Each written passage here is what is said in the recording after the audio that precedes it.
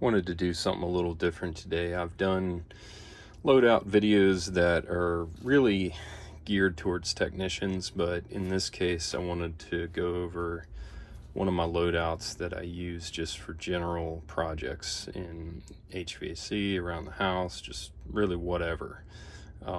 This is a very generalized bag, and it's heavy. It's not a bag that you're going to be carrying around like a tech bag. It's just one that you set somewhere and work out of for a while. So this is a Klein open top bag.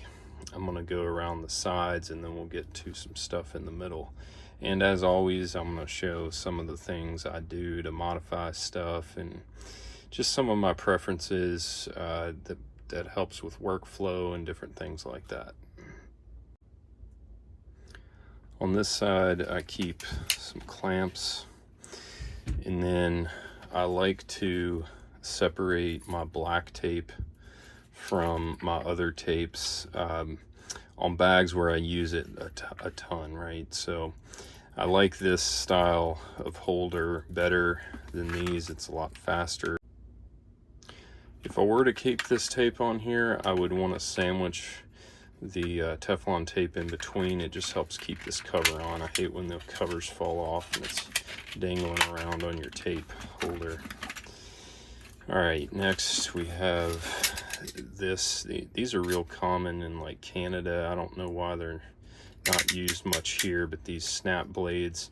It's nice because when you need a long blade to say go through insulation, it's right there. The one thing that I do find annoying is cranking them back in and out. I just like to leave a sharp edge so I can grab it and go.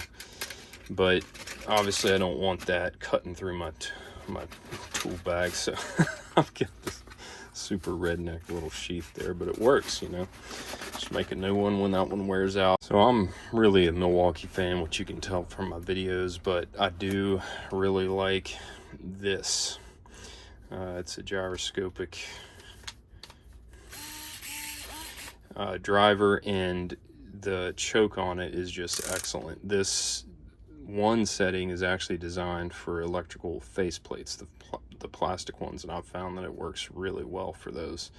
It's just a very nice driver. I keep a 4mm ball socket.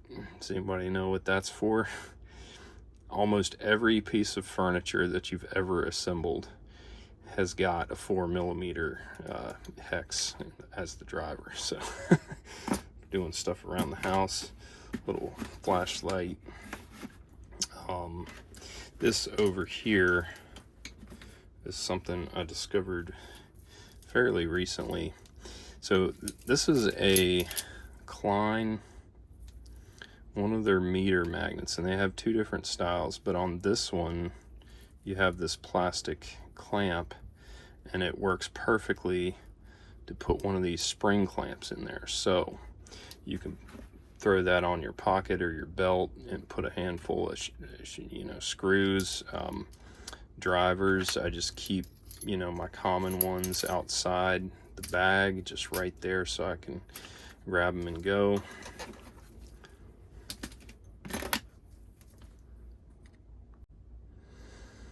Got my Milwaukee drivers and drill bits and some Loctite. And while we're on the subject, whenever you put furniture together, use Loctite. Those screws always back out.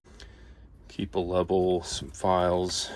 This is a really good stud finder for just quickly finding studs, and typically I hang a string off it, but it gets kind of annoying on a tool bag like that, and just swing it back and forth. But especially if you're working in a house that's got foil insulation or something like that, this is a lifesaver. EVAT brush, we all have one of those in every tool bag. Some files and stuff. I have a laser measurer. These things are just really nice. If you're not using one, you really should think about it. Odds and ends. I really like this little magnet from Makita. It just makes your bits magnetic and really handy.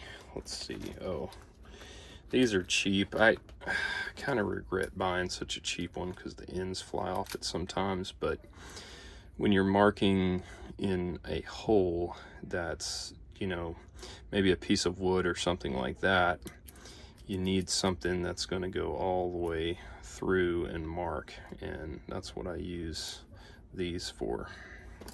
Let's see what else. Another 4mm, some odds and ends, tweezers, and just different.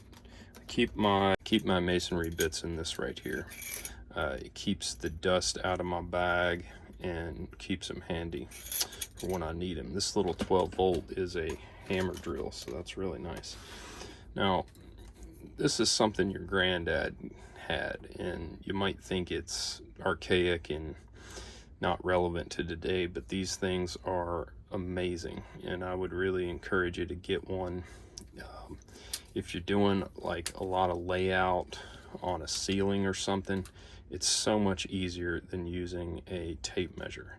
Stays rigid, and they're plenty accurate enough. This one here has this little feature, so you can go into something like a kitchen drawer, say, and extend this out and get an exact length, whereas with a tape measure you're having to make that bend, which can make things inaccurate. There's a few tricks to get around that with a tape measure, but this is really nice for just you know, scribing onto stuff. You can use it as a scribe for like wood, for example. If you just, you know, hold this and keep your pencil here and just move up and down the wood. These are really nice if you're doing a lot of measuring. Of course, I keep a normal tape measure. Now, this right here,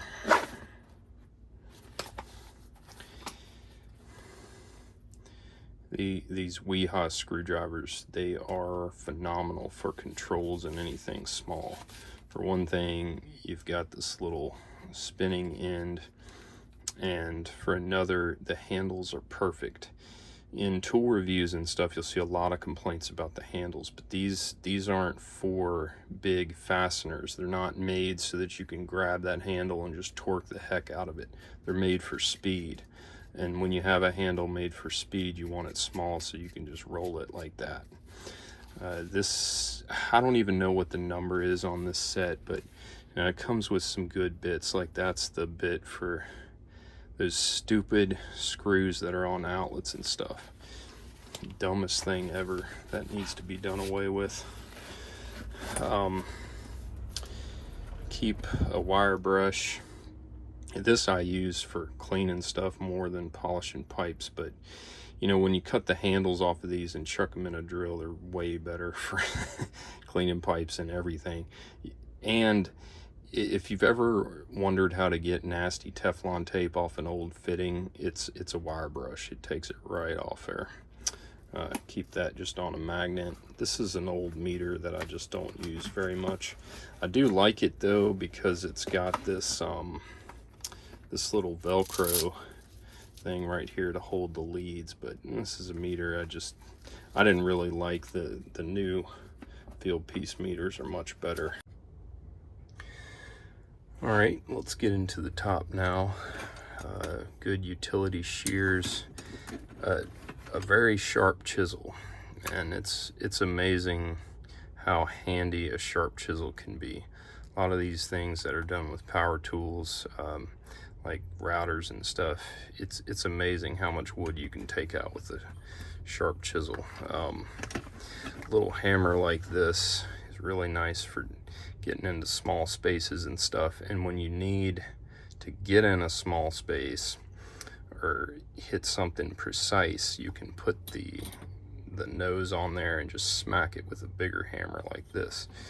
These are a couple of my favorite hammers, just the way they're balanced and the design. Of course, we got a right angle driver, pick, zip ties, plastic scrapers.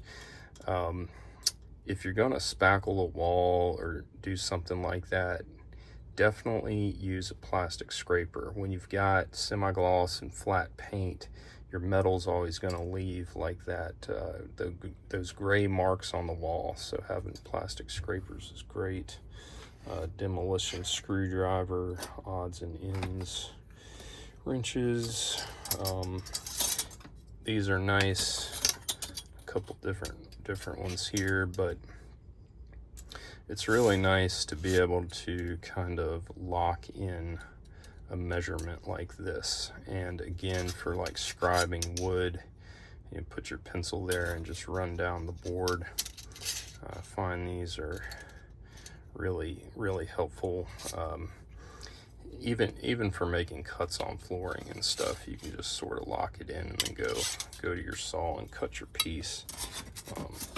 There's a lot of different uses for those. Of course, tin snips.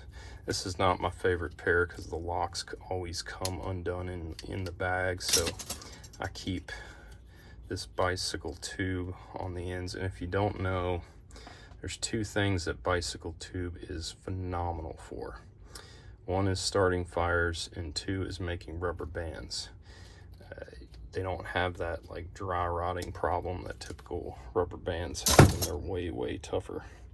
Keep a few of these little pocket screwdrivers in here, and you can see on one handle I have like an L marked, and that's because I've been this one. This is great for getting off spades and just all kinds of random stuff. This little thing right here. The one that I keep in my tech bag's more of at a 90 degree, and that is better. But when you're doing something like this, you want to get it red hot, bend it, then you can quench it, but it's going to be hard and brittle. So then you want to heat it up till it gets like purple and blue, but not red hot, and quench it again. And I found that temper to be super reliable. I put a lot of torque on these here and had them do just fine. Nice set of diagonal cutters. I really do like this pair. Very heavy duty. These are great for cutting zip ties really close to the end, and it leaves a flat surface. So, you know, if you're reaching into something like a vehicle, or that zip tie is not gonna cut you. And yes, they can cut you despite being plastic. This is my little beauty here. This is like $1,000 zip tie gun. I mean, original. This is like a production series, and you can change the tension. I got this at a yard sale for $5, and it is wonderful. Let's see here. A fillet knife, which I have in a little leather holster. These knives are just so great for cutting out all kinds of stuff. You can cut circles with them, unlike your thicker utility blades. And they sharpen very easily. I just use like a, let's see, where is that thing? Oh, use a pull-through sharpener. This one here, that's the brand on that one. Oh, right there. But just a pull-through sharpener works great on these. And of course, then you normally have to feel for the burr and sort of take that back out. But the pull-throughs aren't gonna get it like super sharp, but they make it very aggressive. And that's kind of the edge you want on a work knife. The aggression actually makes it feel sharper than it really is, but anyways, that's a story for another day. I've got some of these long drivers, and then my flathead and Phillips head, which I wasn't happy that they're not marked on the end. That's a pet peeve of mine. So just take a hot nail and mark which one they are. Brass hammer, construction calculator, so that's just going to do inches. I greatly prefer metric, so I can convert to metric and do all that. And of course, this little bit set. Keep all my bits over here on a magnet, just keeps them together. So So I can just pull this whole thing out and find the one I'm looking for. Oh, these are great because they chuck in an impact really easily, so that makes changing from a bit to a driver a lot faster. Let's see, silicone grease, extra blades, some disposable gloves, and as you can tell, I am a Klein fan. The other tools I have are Knipex, and yes, I do say it that way. I don't feel like there should be an extra syllable for just a K. Love these, love these. Not only are they great for turning things, because they ratchet like a typical pair of channel locks, but the amount of pressure that they can put on crushing something down. In fact, that is exactly how I crushed this down right here. It is just to crush it with those jaws. It's pretty amazing.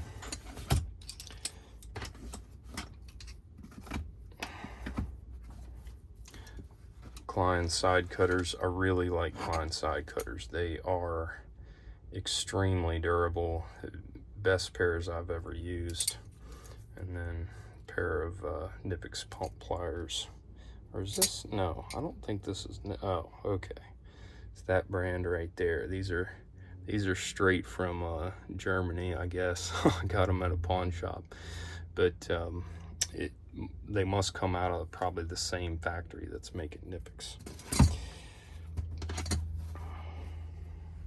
This light right here is one of my favorite lights.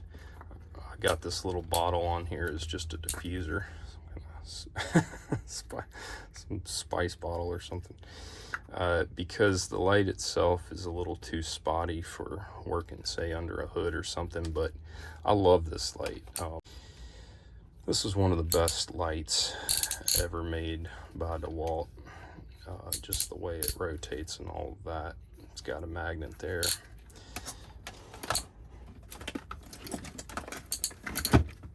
I do keep a pair of calipers in here because I don't typically need the precision of measuring with calipers, but they are awesome for like scribing or just, you know, getting a measurement, locking it in, and then you can go find something that works for that size of hole or fastener or whatever. Find these invaluable. Well, I think that about covers it, at least all the fun stuff. Like I said, this is a really great loadout for just doing odd projects and dealing with a lot of just things that aren't necessarily tech related.